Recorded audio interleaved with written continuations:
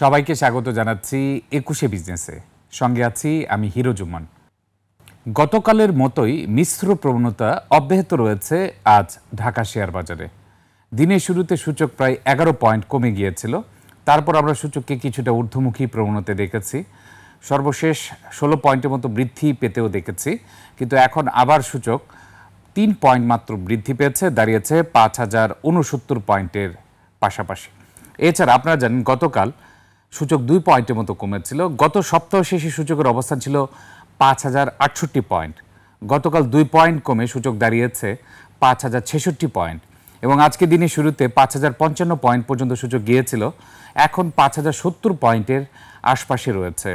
সেই হিসেবে মাত্র ৩ থেকে ৪ পয়েন্ট সূচক বৃদ্ধি পেয়েছে, তবে বেশিরভাগ কোম্পানি শেয়ারের দাম বৃদ্ধি পেয়েছে। এক্ষেত্রে বোঝা যাচ্ছে ১৮৬টি কোম্পানি শেয়ারের দাম বৃদ্ধি পেয়েছে, প্রায় ১৪০টি কোম্পানি শেয়ারের দাম কমেছে, অপরিবর্তিত রয়েছে ১০০-এরও বেশি শেয়ারের দাম। তবে এক্ষেত্রে আজ লেনদেনের গতিও কিছুটা কম দেখা যাচ্ছে গত কয়েকদিনের তুলনায়। আপনারা জানেন টানা ৪ কার্যদিবস ৬০০ কোটি টাকার উপরে লেনদেন হয়েছে এবং আমরা এই সময়ে দেখে থাকি সচরাচর ৪০০ কোটি টাকার উপরে লেনদেন হয়ে থাকে। আজ এখন পর্যন্ত মাত্র ৩৬০ কোটি টাকার মতো লেনদেন হয়েছে। সেই হিসেবে বলা যেতে পারে আজ হয়তোবা ৬০০ কোটি টাকার নিচে লেনদেন হতে পারে। এছাড়া সূচকের পাশাপাশি আমরা দেখেছি যে মিশ্র প্রবণতা রয়েছে খাত ভিত্তিক অবস্থানেও। আপনারা জানেন যে ব্যাংকিং খাতের ঊর্ধ্বমুখী প্রবণতা যখন থাকে সেটির প্রভাব পড়ে পুঁজিবাজারে এবং পুঁজিবাজারের সূচকে। আজ ব্যাংকিং খাতে কিছুটা মিশ্র প্রবণতা থাকার কারণে বেশিরভাগ শেয়ারের দাম বৃদ্ধি পাওয়া সত্ত্বেও আমরা দেখতে পাচ্ছি সূচক মাত্র ৩ পয়েন্ট বৃদ্ধি পেয়েছে। এছাড়া আপনারা জানেন যে বড় পেড আপ ক্যাপিটাল রয়েছে যে সকল কোম্পানিগুলো, সেগুলো যখন মুভ করে তখন সূচক কিছুটা বেশি বৃদ্ধি পায়। এর পাশাপাশি আজ দেখা যাচ্ছে শেয়ারের দাম খুব একটা বেশি বৃদ্ধি পাচ্ছে না, যার কারণে সূচক এখন ব্রেক ইভেনের কাছাকাছি রয়েছে।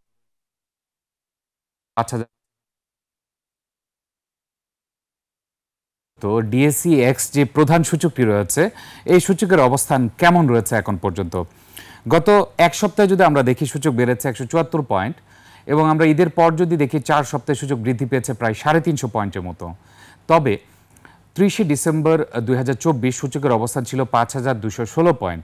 সেই হিসেবে সূচকের এখনও ১৫০ পয়েন্ট রিকভারি করতে হবে। ১৫০ পয়েন্ট রিকভারি হলে সূচক ৩০শে ডিসেম্বর ২০২৪-এর অবস্থানে চলে যাবে, অর্থাৎ এই বছরে যে সূচকের লস হয়েছে সেটা রিকভারি করা যাবে। এছাড়া ১৮ই আগস্ট সূচকের যে অবস্থান ছিল ৫,৭৭৮ পয়েন্টে, সেই হিসেবে এখন সূচক প্রায় ৭০০ পয়েন্টের মতো কম রয়েছে। আরও ৭০০ পয়েন্ট যদি সূচক বৃদ্ধি পায় তাহলে বিএসসির নতুন নেতৃত্ব আসার পর যে সূচক পেয়েছিল সেই সূচকে ফিরে যেতে পারবে ডিএসই এক্স ইন্ডেক্স। কারণ বিএসসিসি যখন নেতৃত্ব নেয় ১৮ই আগস্ট সূচকের অবস্থান ছিল ৫,৭৭৮ পয়েন্ট। এখন দেখা যাচ্ছে সূচকের অবস্থান আজ রয়েছে ৫,০৭০ পয়েন্টে। সেই হিসেবে আমরা বলতে পারি ৭০৮ থেকে ১০ পয়েন্ট রিকভারি করতে হবে বিএসসিসির নতুন নেতৃত্ব আসার পর সূচকের অবস্থান ওই জায়গায় ফিরিয়ে নেওয়ার জন্য। এছাড়া আপনারা জানেন ১১ই আগস্ট সূচকের অবস্থান ছিল ৬,০১৫ পয়েন্ট। সেই হিসেবে সূচক এখনও ৯৫০ পয়েন্ট রিকভারি করতে হবে সেই ৬,০১৫ পয়েন্টে যাওয়ার জন্য। সব কিছু মিলে এখনও রিকভারি করার অনেক সুযোগ রয়েছে। তবে বাজার মূলধন যদি আমরা দেখি ৩০শে ডিসেম্বর ২০২৪ থেকে বাজার মূলধন কিন্তু বেড়েছে, ১৪,১১৯ কোটি টাকা বাজার মূলধন বৃদ্ধি পেয়েছে। যদিও এখনও ১৫০ পয়েন্ট সূচক রিকভার করতে হবে, কিন্তু বাজার মূলধন বেড়েছে ১৪,১১৯ কোটি টাকা পুঁজিবাজারে এবং ৩০শে ডিসেম্বর থেকে এখন পর্যন্ত। এছাড়া ১৮ই আগস্ট থেকে যদি আমরা দেখি বাজার মূলধনের ঘাটতি রয়েছে কেমন, তাহলে সেই হিসেবে ২৪,৩৩৯ কোটি টাকা বাজার মূলধন ঘাটতি রয়েছে ১৮ই আগস্টের পজিশন থেকে। ১১ই আগস্টের পজিশন থেকে যদি আমরা বাজার মূলধনের ঘাটতি দেখি তাহলে ৩৬,৬১৪ কোটি টাকা ঘাটতি রয়েছে বাজার মূলধনে ১১ই আগস্ট থেকে। তবে গত এক সপ্তাহে বাজার মূলধন বৃদ্ধি পেয়েছে ১০,৭৩৩ কোটি, ২ সপ্তাহে বেড়েছে ১৫,১৭৪ কোটি, ৩ সপ্তাহে বেড়েছে ২৫,৯৯৬ কোটি, ৪ সপ্তাহে বেড়েছে ২৬,১৪৮ কোটি।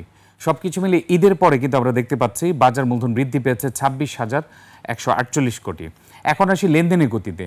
লেনদেনের গতি ঈদের পর শুরুতে লেনদেনের গতি ছিল ডেইলি অ্যাভারেজ ৩২৫ কোটি টাকা প্রথম সপ্তাহের দিকে, এর পরের সপ্তাহে ৩৬২ কোটি টাকা, তারপর গ্র্যাজুয়ালি ৪৮৬ কোটি টাকা এবং সর্বশেষ গত সপ্তাহে ডেইলি অ্যাভারেজ লেনদেন ছিল ৬৩৬ কোটি টাকা। এবং সেই হিসেবে আমরা বলতে পারি টানা ৪ কার্যদিবস 600 কোটি টাকার উপর লেনদেন হয়েছে। আজ দেখা যাক লেনদেনের গতি কিছুটা কম হলেও 500 কোটি টাকার উপরে লেনদেন হবে, তবে 600 কোটি টাকার কিছুটা কমও হতে পারে, যেহেতু এখন পর্যন্ত লেনদেন হয়েছে মাত্র 360 কোটি টাকা। সব কিছু মিলে বাজারে যে এই মিশ্র প্রবণতা রয়েছে, এর অন্যতম প্রধান কারণ হিসেবে বাজার বিশ্লেষকরা বলছেন যে যুক্তরাষ্ট্রের বর্ধিত শুল্ক নিয়ে যুক্তরাষ্ট্রের প্রতিনিধিদের সাথে বাংলাদেশের যে বৈঠকটি ছিল, 3 দিন বৈঠক শেষেও কোনো ধরনের সিদ্ধান্তে পৌঁছাতে না পারার কারণে বাজারে কিছুটা মিশ্র প্রতিক্রিয়া রয়েছে, যার কারণস্বরূপ আমরা দেখেছি গতকাল বাজারে সূচক 2 পয়েন্টের মতো কমেছে, আজও কিছুটা মিশ্র প্রবণতা রয়েছে।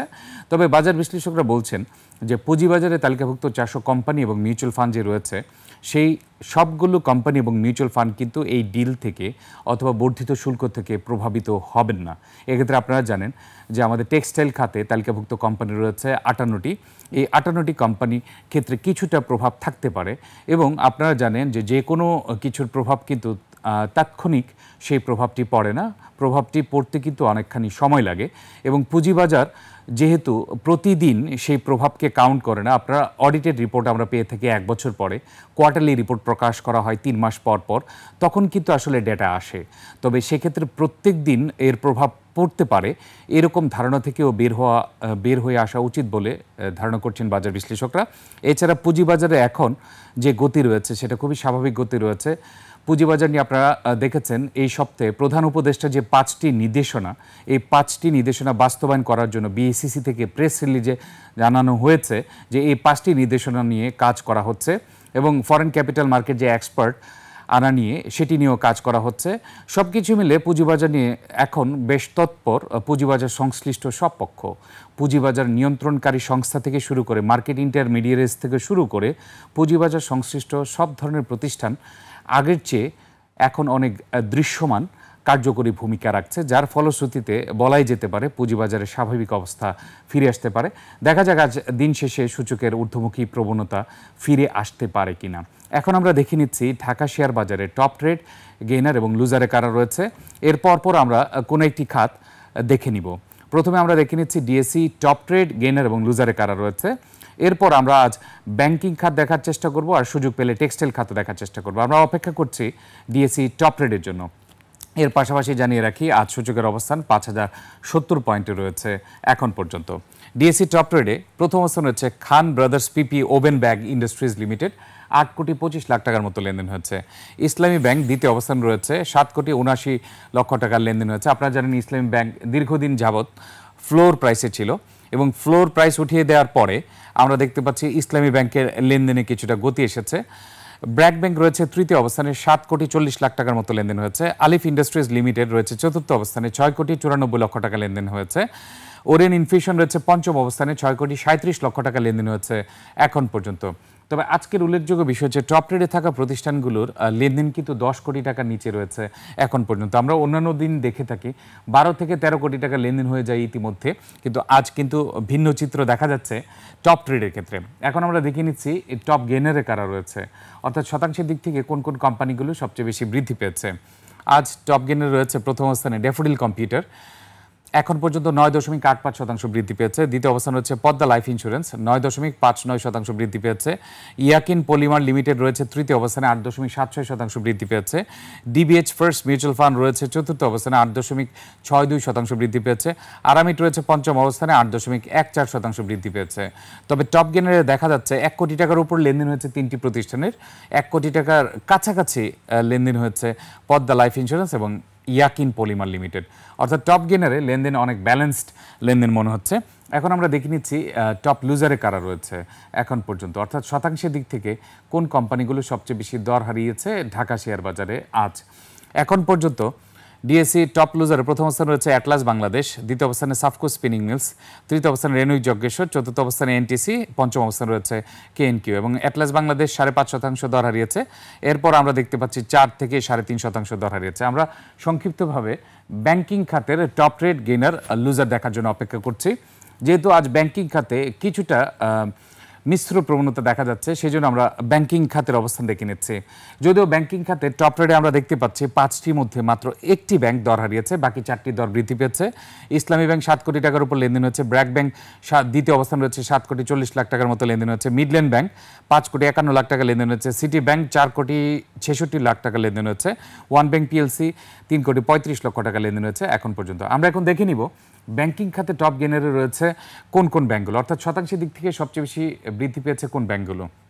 ব্যাংকিং খাতে আজ ইসলামী ব্যাংক 7% বৃদ্ধি পেয়েছে, গ্লোবাল ইসলামী ব্যাংক রয়েছে দ্বিতীয় অবস্থানে 3.23% বৃদ্ধি পেয়েছে, ইউসিবি রয়েছে তৃতীয় অবস্থানে 2.88% বৃদ্ধি পেয়েছে, মিডল্যান্ড ব্যাংক রয়েছে চতুর্থ অবস্থানে 2.73% বৃদ্ধি পেয়েছে, সোশ্যাল ইসলামী ব্যাংক লিমিটেড রয়েছে পঞ্চম অবস্থানে 2.50% বৃদ্ধি পেয়েছে এখন পর্যন্ত।